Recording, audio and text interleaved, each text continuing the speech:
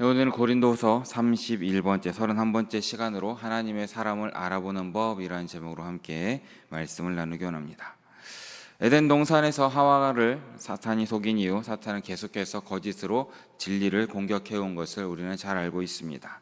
그래서 진리를 향한 사탄의 공격에서 어느 교회도 예외가 되지 못했고, 오늘 우리가 보고 있는 이 고린도후서의 이 고린도 교회 역시 예외가 아니었다라는 것을 우리는 잘 기억하고 있습니다. 거짓 선생들이 바울은 그리스도의 사도가 아니고 자신들이 그리스도의 사도다라고 주장하면서 많은 고린도 교인들을 나쁜 곳으로 끌고 가고 있었다라는 것입니다. 그래서 바울은 지금은 전해지지 않는 두 번째 편지, 엄중한 편지라고 전해지고 있는 이 편지를 고린도 교회에 썼었고, 이 편지를 읽은 이 대다수의 고린도 교인들은 회개하고 돌아온 것도 잘 알고 있습니다. 하지만 문제는 거짓 선생들은 아직도 고린도 교회에 그대로 남아 있었고, 기회가 되면 주도권을 잡으려고 노력했던 것도 있었다라는 것입니다. 그래서 바울은 이들의 공격으로부터 자신과 교인들을 변호하기 위해서, 또한 방어하기 위해서 계속해서 편지를 쓰고 있다라는 것을 보게 되는 것입니다. 그래서 오늘 읽은 이 고린도후서 10장부터 마지막 13장까지를 보면 강력하게 자신을 변호하는 것을 우리는 보게 된다라는 것입니다. 그리고 오늘 본문에서는 바울은 고린도 교인들에게 분명한 증거를 토대로 이제 확실하게 판단해서 누가 진짜 하나님의 사람이고 사기꾼인지를 분별해서 확인해야 된다라는 것을 우리에게 가르쳐주고 있습니다. 모조품에 속지 않는 가장 좋은 방법은 다 아시다시피 진짜가 무엇인지를 더 잘 연구하면 모조품을 알게 되는 것입니다. 그래서 바울은 오늘 본문에서 자신이 진짜 하나님의 사람이다라는 것을 이야기하면서 진짜 하나님의 사람은 어떤 모습으로 살아가는지, 또 가짜는 어떻게 살아가는지를 얘기해주고 있는 것입니다. 우리 시대에도 분명 속이는 거짓 선생들이 넘쳐나고 있습니다. 이때에 바울은 분별에 필요한 가르침을 우리에게 준다라는 것입니다. 오늘 말씀을 통하여서 사랑하는 성도님들도 분별의 영역을 가지시고 진짜 믿음, 진짜 말씀을 분별하여 가지시는 우리 모두 되시기를 진심으로 축복합니다. 함께 말씀으로 들어가 보겠습니다. 우리 7절 말씀을 함께 다시 읽어보겠습니다. 7절 말씀입니다. 너희는 외모만 보는도다. 자기가 그리스도에게 속한 것 같이 우리도 그러한 줄을 자기 속으로 다시 생각할 것이라. 아멘. 고린도 교회에 들어온 바울의 거짓 선생들은 겉으로 보이는 이 바울의 모습을 가지고 바울을 깎아내렸고, 많은 성도들은 그에 흔들렸다라는 것입니다. 전승에 의하면 바울은 작은 키와 왜소한 체형을 가졌고, 다리는 옷자형으로 휜 다리를 가졌다라고 합니다. 또 찌부러진 눈썹에 매부리 코를 가졌다라고 합니다. 외형적으로 흠모할 만한 꽃미남의 모습은 아니었던 것 같습니다.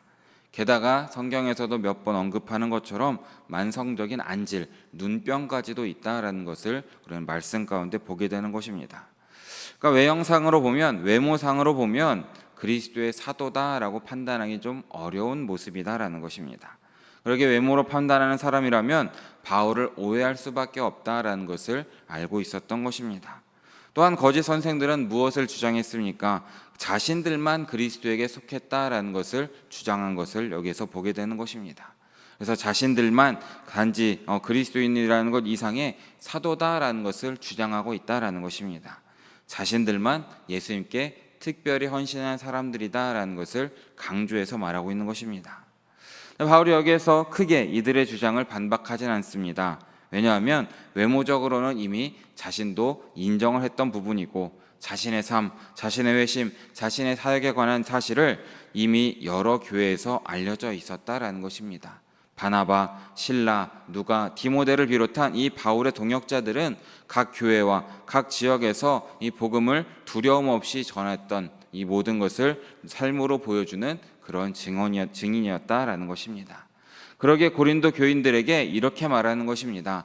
너희 거짓 선생들이 그리스도에게 속했다고 주장하는 것처럼 바울과 우리 동역자들 역시도 그렇게 우리도 그리스도에게 속했다라는 것을 다시 한번 객관적으로 생각해봐라 라고 이야기하고 있다라는 것입니다.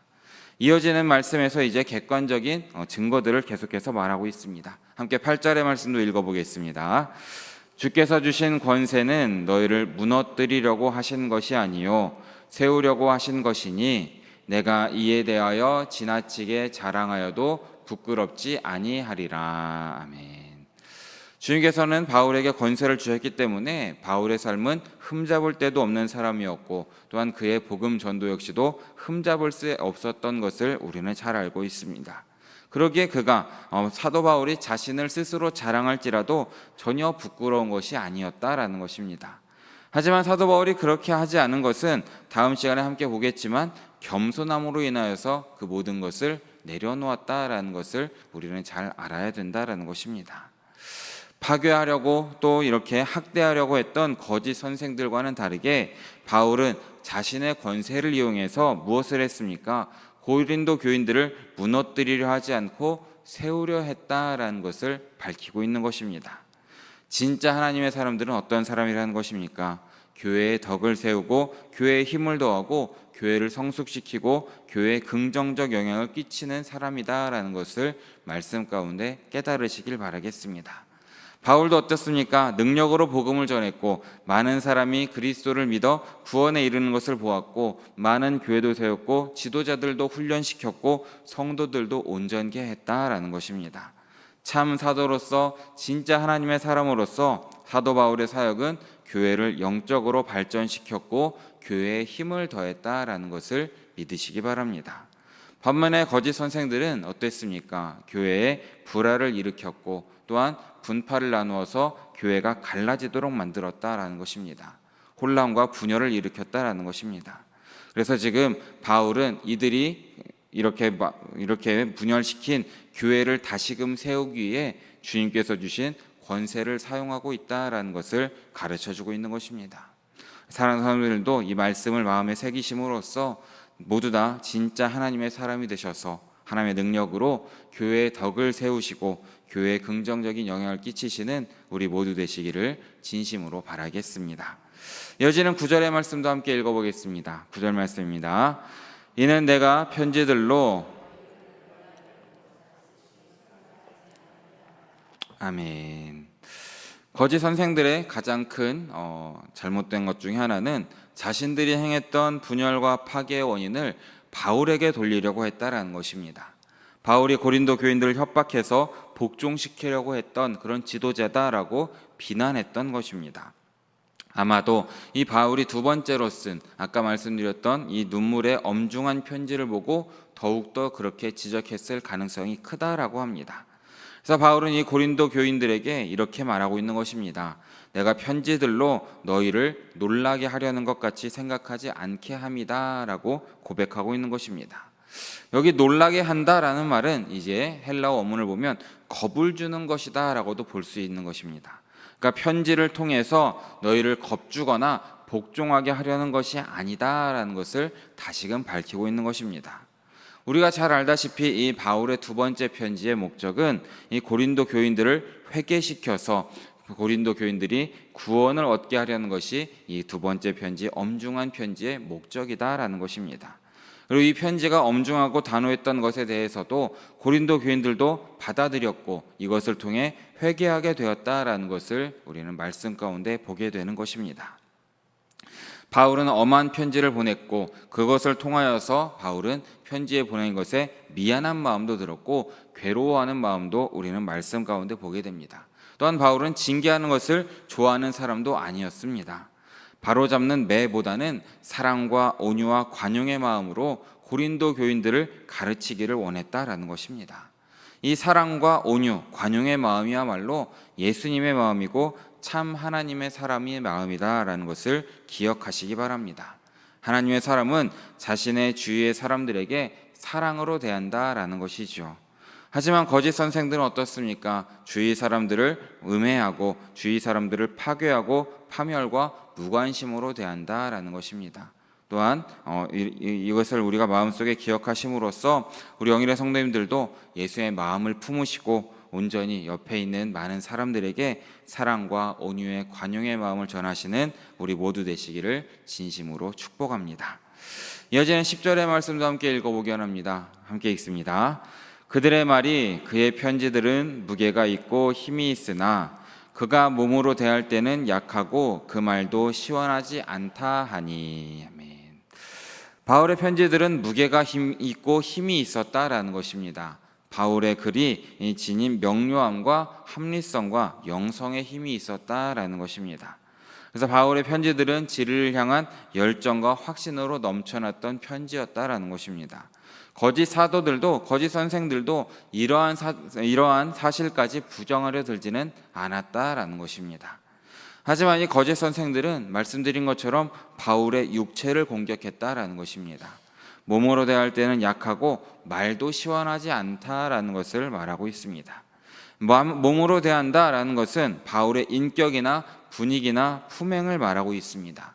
거짓 선생들은 사도 바울이 카리스마나 인간적인 매력이 부족하다라는 것을 계속해서 공격하고 비난했습니다.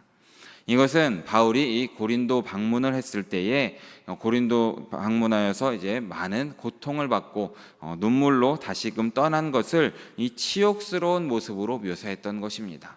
눈물을 흘리면서 도망갔다라고 비난했던 것이죠. 그래서 바울이 징징거리면서 우리를 떠났다라고 이렇게 몸으로 대할 때에는 인격이 또 카리스마가 없는 모습이다라고 비난하고 빈정댔다라는 것입니다. 또한 말도 시원하지 않았다라는 것은 언변이나 수사학 기술이 부족하다라는 것을 말하고 있습니다. 바울은 분명 당시 유명한 학자인 가말리엘에게 배웠기 때문에 분명 말도 잘했을 것이고 또 이런 언변이나 수사학 기술도 분명히 많이 있었을 것입니다. 하지만 사도 바울은 복음을 전파하면서 이런 언변과 수사 기술이 필요 없다라는 것을 깨달았습니다. 단순하게 하나님의 복음의 정수만을 정하면 된다라고 믿었던 것입니다. 하지만 거짓 선생들은 이것을 공격했던 것입니다. 이것을 빈정된 것입니다. 너는 말을 참 못하는 사람이다 라는 것입니다. 이처럼 거짓 선생들이 계속해서 바울을 비난하고 있었던 것은 거짓 선생들은 결단력 있는 지도자고 우리는 강한 사람이다 라는 것을 말하면서 바울은 허약하고 흐리멍텅한 사람으로 그려내려는 목적이 있었다라는 것입니다. 하지만 어떻습니까? 참 하나님의 사람들은 이런 사람의 모습에 사람의 기술에 우리가 흔들려서는 안 된다라는 것입니다. 우리 모두는 인간의 기술, 육신의 무기로 전도를 해서는 안 된다라는 것입니다. 우리가 해야 될 것은 하나님의 말씀만을 분명하고 강력하게 전해서 사람들을 하나님께로 돌아오게 하는 것에 우리의 삶의 목적이 있다는 것을 믿으시기 바랍니다. 그러기에 우리 사랑 성도님들도 사람의 시선, 사람의 눈치를 보시기보다는 하나님의 말씀을 담대하게 전하심으로 많은 사람에게 복음을 전하시고 그들로 구원을 얻게 하시는 우리 모두 되시길 진심으로 바라겠습니다. 오늘 본문 마지막 11절의 말씀을 마지막으로 함께 읽어보겠습니다. 이런 사람은 우리가 떠나 있을 때에 같은 것임을 알지라. 아멘. 앞선 10절에 나타나고 있는 이 고린도 교회에 침투한 거짓 선생들과 그들의 꾀임에 빠진 고린도 교인들의 바울에 대한 공격은 한마디로 말하면 바울이 이중적인 성격인 사람이다 라고 말했던 것 같습니다. 곧 변덕이 심하고 편지에서 한 말과 직접 만났을 때 하는 행동이 일치하지 않는다라고 계속해서 공격했던 것입니다. 하지만 우리가 잘 아는 것처럼 바울은 고린도 교인들과 떨어져 있을 때나 함께 있을 때나 늘 사랑과 온유와 관용의 모습으로 되었다라는 것을 우리는 잘 알고 있습니다. 그래서 사도 바울은 매를 가지고 고린도 교회를 방문하기를 원하지 않았다라는 것입니다. 하지만 그럼에도 불구하고 거짓 선생들이 계속해서 근거 없이 중상모략하고 그것을 통해서 고린도 교인들이 계속해서 흔들리고 분열이 된다면 자신은 사도적 권위를 가지고 그들을 징계할 것이다 라고 경고하는 것으로 오늘 말씀은 마치게 되는 것입니다. 사랑하는 여러분, 오늘 말씀을 보면서 우리 오늘날의 교회도 고린도 교회와 동일한 도전을 계속해서 받게 된다라는 것을 기억하시기 바랍니다. 그러기에 우리는 참 하나님의 사람과 거짓 선생들을 잘 가릴 수 있어야 된다라는 것이죠. 고린도 교회는 쉽게 속아 넘어갔습니다. 분별력 없는 성도들도 거짓 선생들의 거짓말에 속아 넘어가면서 이 슬픈 이야기가 교회에 계속해서 우리에게 전해지고 있다라는 것입니다. 그러기에 사랑하는 여러분, 오늘 우리는 이 말씀을 기억하시면서 하나님의 사람을 잘 분별하고 구분하시길 바라겠습니다. 참 하나님의 사람은 어떤 사람들이겠습니까? 거짓된 것으로 사람을 위협하지 않는 사람이고, 자신을 높이려 들지도 않고 진리를 소중히 여겨서 거짓을 용납하지도 않는 것입니다. 또한 가장 중요한 것은 예수 그리스도의 온유함을 본받아 사랑과 관용으로 행하는 사람이다라는 것을 우리는 기억해야 되는 것입니다. 또한 제가 부탁드릴 말씀은 우리 모두가 먼저 하나님의 사람이 되시길 진심으로 축복합니다. 예배와 기도와 말씀과 찬양을 통하여서, 또한 매일 드려지는 우리의 삶의 예배를 통하여서 우리 사랑하는 성도들 모두가 하나님의 일꾼이 되시기를 축복합니다. 그래서 사랑과 온유와 관용이 넘치시고 하나님의 말씀을 귀하게 여기심으로 하나님께 쓰임받고 하나님의 축복을 매일매일 경험하시는 우리 성도님들 모두 되시기를 진심으로 바라고 축원합니다. 함께 기도하겠습니다. 사랑해 주님 너무나 감사합니다. 오늘 새벽에도 잊지 않고 이 자리 가운데 나와서 주의 말씀을 듣고 예배할 수 있도록 인도하여 주심에 다시 한번 감사드립니다. 주님, 우리가 오늘의 삶 가운데 말씀대로 살아갈 수 있도록 인도하여 주시옵소서. 매일 드려지는 예배와 기도와 찬양과 말씀을 가까이 함으로 하나님의 사람으로 올바르게 세워지고, 또한 사랑과 온유와 관용으로 서로를 돌아보는 마음을 가짐으로써 우리 영일의 공동체 모두가 하나님의 사람으로 세워질 수 있도록 주님께서 인도하여 주시옵소서.